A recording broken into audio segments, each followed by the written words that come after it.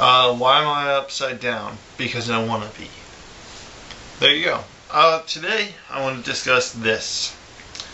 This is my Taurus PT809 that I just bought. First gun I've ever bought. Do a quick safety check here. Magazine is empty. Nothing in the chamber. And I tried to find some YouTube videos of people shooting it. There's only like 4 actual reviews of the gun. One's by like Nut and Fancy, and then there's some other people who actually shot the gun. But I'm going to do my own review, and hopefully I'll put up some shooting videos later. So yeah, features on this gun I'm going to show you in a different angle because this angle sucks. One thing I really like about this is how the magazines are an extension of the grip. It's like a lot of compact type pistols do that, but with this one, it's like it's a medium frame pistol, so it's not a small gun, but it still has that, and I just like it because it looks cool, basically. When I first bought the gun, this mag release didn't really work well. It was really hard to use, but that has since changed when I use the gun a lot more. It's a lot easier now. But all those different types of controls on it, they're all ambidextrous. The safety, the external safety I should say, it's all ambidextrous. Slide lock, mag release, all of that type of stuff is ambidextrous. It's a double action trigger, so when I pull this trigger, it pulls back the hammer. So I could, if there's a round in the chamber, but the slide hasn't been racked back and it's not cocked, I can still fire off that round just like this. That's what double action does. It comes with different back straps. So this comes out. You just push out this little pin here, and this, you pull it out a little and then slide it out. And comes with 2 other back straps. I have the medium one in there. It came with the medium in there.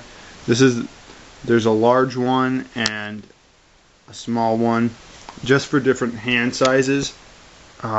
So basically it's just guess and check, see which one fits your hand best.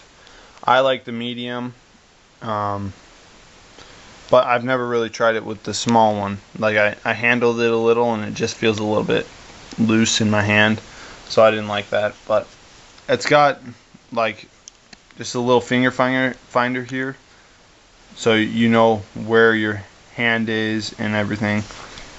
I find myself reverting to this position all the time. Well, I'm right-handed, so all the time like this. So I really like that little finger placement finder there. So the gripping on the slide for when you rack back the slide, I like it. It's really easy to grip. It's a really nice hold on there. This is the 809 of the 800 series. You can see here it's 809, which means it's a 9mm, because they have the PT840, 845. Those are obviously 40 caliber and 45 caliber.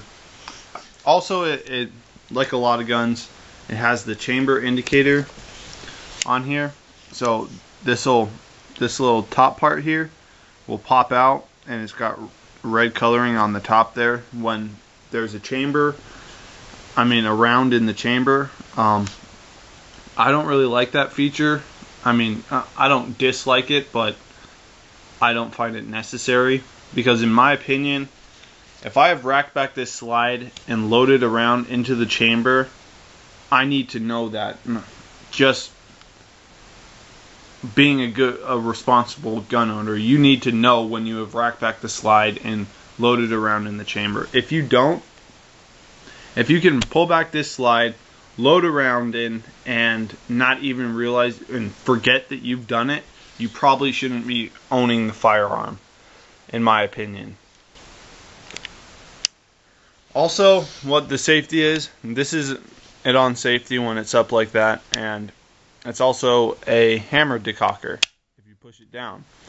And now, seeing as I'm unfamiliar with firearms, when I first bought the gun, I was wondering why you can do that if there's a round in the chamber and you decock it like that, why it doesn't fire the round, because it still strikes the firing pin, and the firing pin should, by logical reasoning, still strike the primer. But I'm going to break it down here real quick. It's going to be hard with the camera. So I'll set this down. And it breaks down just like a Glock. I don't know if you can see.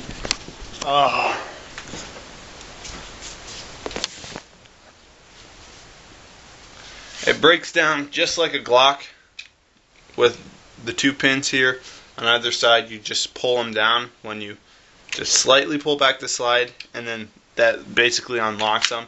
You can do it.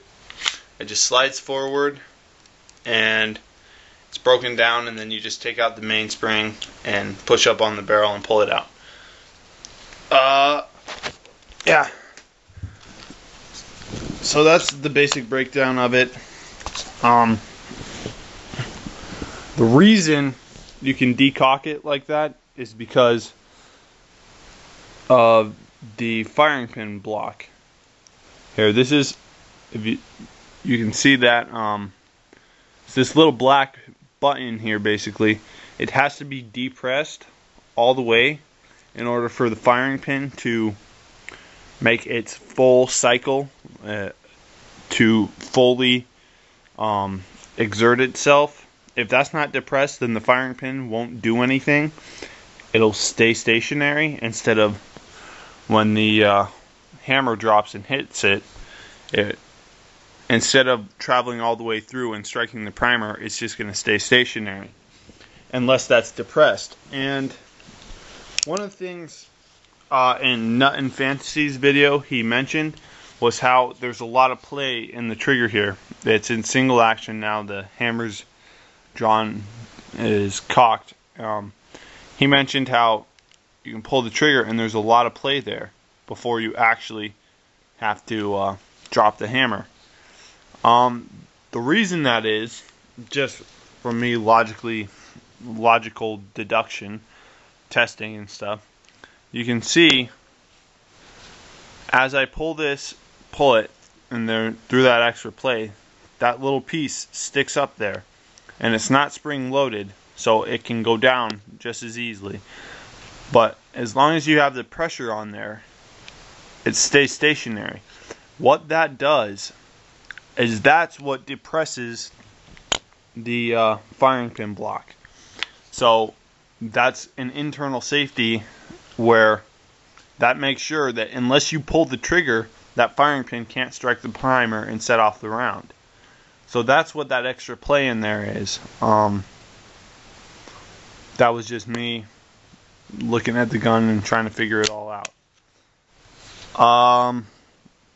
And that's why when you drop the hammer via the decocker / safety, that it doesn't set off the round.